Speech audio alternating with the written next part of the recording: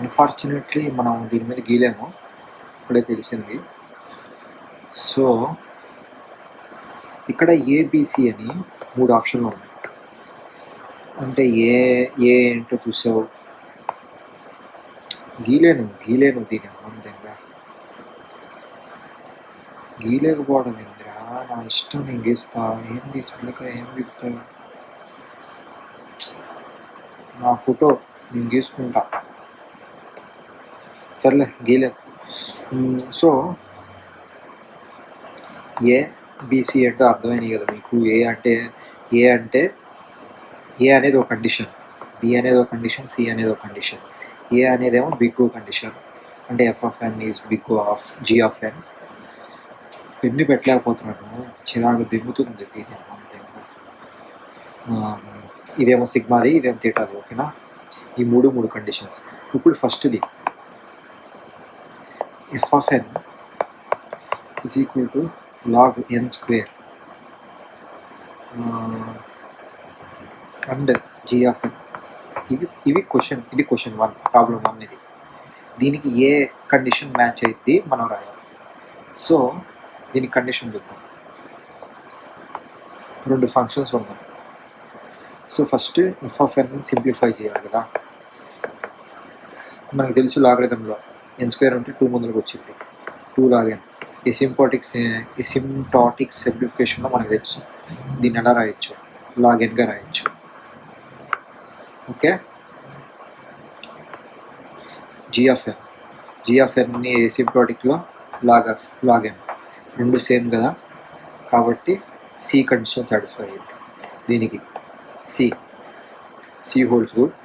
And a కూడా satisfy అయ్యింది. ఎందుకు? బిగ్గోలో ఏ ఉంటుంది, less than or equal to ఉంటుంది. ఈక్వల్ టు సాటిస్ఫై అవుతుంది కదా, కాబట్టి ఏ కూడా సాటిస్ఫై అవుతుంది. సిగ్మా కూడా సాటిస్ఫై అవుతుంది, అంటే బి కూడా సాటిస్ఫై అయింది. ఫస్ట్ దానికి ఏబిసి 3 సాటిస్ఫై అవుతుంది. ఓకే. ఇప్పుడు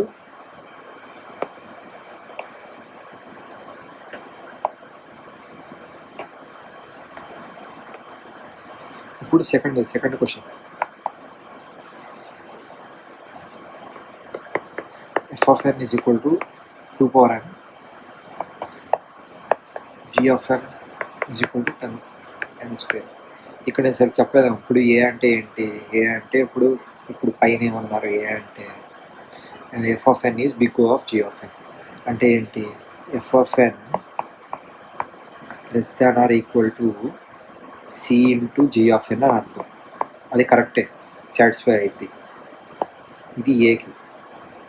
బీకి ఏంటి, బీకి f of N is sigma of, f of N is sigma అనగానే greater than or equal to of G of ఎన్.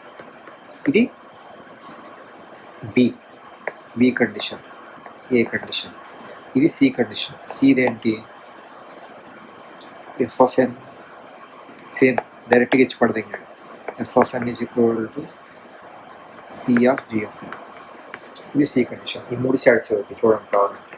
ఇది ఓకేనా. ఇప్పుడు సెకండ్ క్వశ్చన్ పడుతుంది. ఇది సెకండ్ క్వశ్చన్. ఇప్పుడు ఇది ఎక్స్పోనెన్షియల్, అతి కిరాతకంగా ఉండిద్ది ఎక్స్పోనెన్షియల్.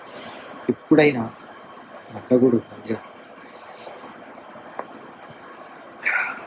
ఎప్పుడైనా 2 power n is greater than n square, గుర్తుపెట్టుకునేది. కాబట్టి ఇప్పుడు దీని ఎసిమ్టాటిక్ సింప్లిఫికేషన్లో ఎఫ్ ఆఫ్ ఎన్కి ఎసిమ్టాటిక్ సింప్లిఫికేషన్ 2 power n ఉంటుంది. కానీ దీనికి ఎసిమ్టాటిక్ సింప్లిఫికేషన్లో కాన్స్టెంట్ దిగిపోయింది కాబట్టి ఎసిమ్టాటిక్ సింప్లిఫికేషన్లో ఎన్ స్క్వేర్ మాత్రమే ఉంటుంది. అప్పుడు దీన్ని ఎలా రాయొచ్చు, ఏం రాయొచ్చు, ఏ కండిషన్ సాటిస్ఫై అవుతాయి. F of N is big of G of n. Satisfy అవుద్దా అవదా?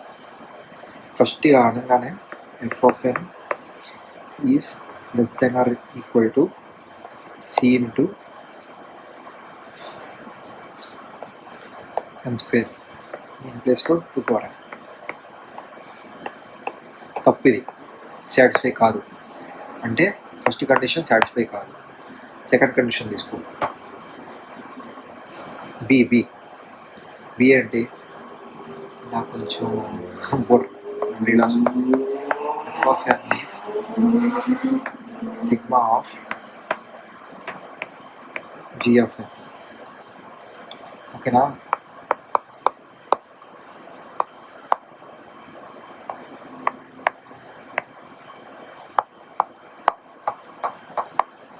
కరెక్టే కదా? కరెక్టే. సో సాటిస్ఫై అయింది. ఏ సాటిస్ఫై అయింది? బి సాటిస్ఫై అయింది. సి సాటిస్ఫై కాదు. It will be never equal. So రెండింటికి పొంతన ఉండదు, పోలేదు. ఎందుకు సాటిస్ఫై కాదండి? సి ఇప్పుడు మీరు అడగచ్చు, ఇందాక ఇక్కడ సీట్ సాటిస్ఫై అయినప్పుడు బి సాటిస్ఫై అయింది కదా. సి అనేది ప్యూర్ ఈక్వల్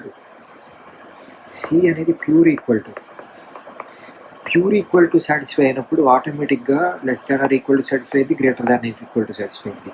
కానీ ఈ రెండింటిలో ఒకటి సాటిస్ఫై అయినప్పుడు ఇది సాటిస్ఫై అవ్వాలని రూల్ లేదు. ఇప్పుడు greater than or equal to satisfy అయింది కదా, ఇందులో ఈక్వల్ టు ఉంది కదా, కాబట్టి ఈక్వల్ టు సాటిస్ఫై అవ్వాలంటే నీకు చెప్పుదో నువ్వు కొట్టుకో, అది నీకు అర్థం కాకపోతే అవ్వదు. అలాగా అర్థమైందా? ఇది జస్ట్ గ్రేటర్ దాన్కి మనం బి కండిషన్ సాటిస్ఫై అయిందని చెబుతున్నాం, కానీ ఈక్వల్ టుకి అయ్యిందని చెప్పట్లా. ఈక్వల్ టు కాదు, కేవలం గ్రేటర్ దాన్ ఉంది కాబట్టి మాత్రమే ఇక్కడ బి సాటిస్ఫై అయింది. అంతేగాని ఇక్కడ ఈక్వల్ టు లేకపోయినా కానీ సాటిస్ఫై. అంటే దీనికి ఏంది, స్మాల్ సిగ్మా కూడా సాటిస్ఫై అయింది.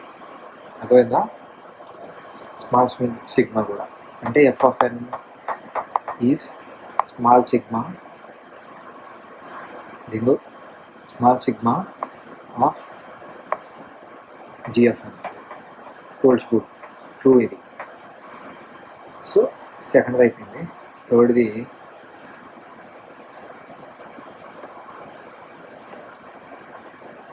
ఎరుపు రంగు తీసుకున్నాం. సో థర్డ్ది తొందరగా రాయాలి.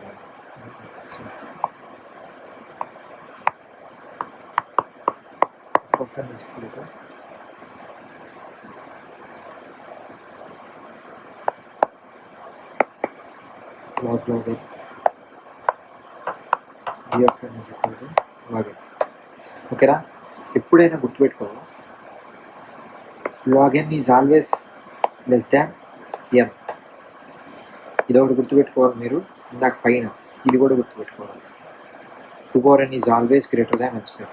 ఆర్ దీని రివర్స్లో రాయొచ్చు. ఇప్పుడు n square is always less than 2 power n. So log n is always less than m అనమాట. ఆ రెండు కొంచెం గుర్తుపెట్టుకోండి, మీకు పనికి వస్తుంది ప్రాబ్లమ్స్ ఉంటాయి. log n is always less than n కాబట్టి log n. ఇప్పుడు ఇది ఒక వాల్యూ వచ్చేసింది. ఫర్ సపోజ్ దీని x అనుకో, ఇది log x అయింది.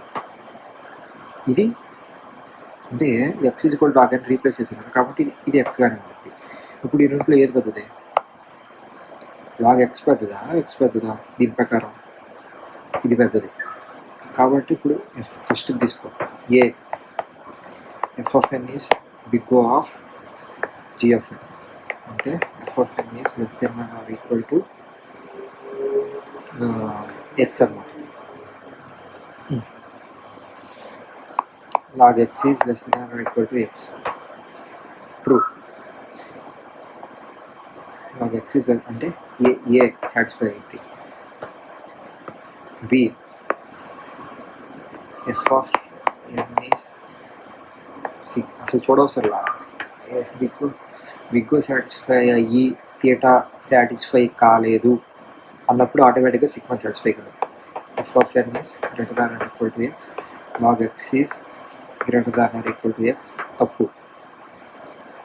C f of N is theta of G of n, f of N is equal to theta of G of n. log x is constant x. తప్పు కాదు కాబట్టి ఏ holes good. ఇప్పుడు మీకు ఇక్కడ ఒక కీ పాయింట్ చెప్తున్నా. ఇప్పుడు ఫస్ట్ బిగ్గో సాటిస్ఫై అయింది, థీటా కూడా సాటిస్ఫై అయితే ఆటోమేటిక్గా సిగ్మా కూడా సాటిస్ఫై అయింది. వైస్ వర్సా, సిగ్మా సాటిస్ఫై అయితే థీటా సాటిస్ఫై అయితే ఆటోమేటిక్గా బిగ్గో సాటిస్ఫై అవుతుంది. అలాగా ఉండి జస్ట్ థీటా సాటిస్ఫై అయ్యి బిగ్గో సాటిస్ఫై అయ్యి థీటా సాటిస్ఫై కాకపోతే ఆటోమేటిక్గా ఇది సాటిస్ఫై కాదు. వైస్ వర్సా, సాటిస్ఫై అయ్యి సాటిస్ఫై కాకపోతే ఇది సాటిస్ఫై కాదు. ఇది మీరు వెరిఫై చేయొచ్చు నేను పైన చెప్పినట్లుగా. అర్థమైందా? ఈ రెండు ఫస్ట్ ప్రాబ్లంకి సూట్ అవుతాయి. కావాలంటే రివైండ్ చేసుకొని చూసుకోండి. ఫస్ట్ ప్రాబ్లంకి ఈ రెండు సాటిస్ఫై అవుతాయి. ఈ రెండు సెకండ్ ప్రాబ్లం థర్డ్ ప్రాబ్లంకి పర్ఫెక్ట్ ఎగ్జాంపుల్స్. ఓకే, అది గైస్ ఈ ప్రాబ్లమ్స్ ఇంపార్టెంట్. ఈజీ, చాలా ఈజీ. సింప్టోటిక్ అందరికి వచ్చబడింది. కానీ బిగ్గో స్మాలో అంటే ఈ వీడియో చూసాక మీకు మంచి క్లారిటీ వచ్చింది అనుకుంటున్నా. ఇప్పుడు మా ఫ్రెండ్ వస్తున్నాడు లవడాగాడు, బయటికి వెళ్దామని. బయటికి వెళ్ళి వచ్చినాక నెక్స్ట్ రికరెన్స్ ఎలా సాల్వ్ చేయాలి,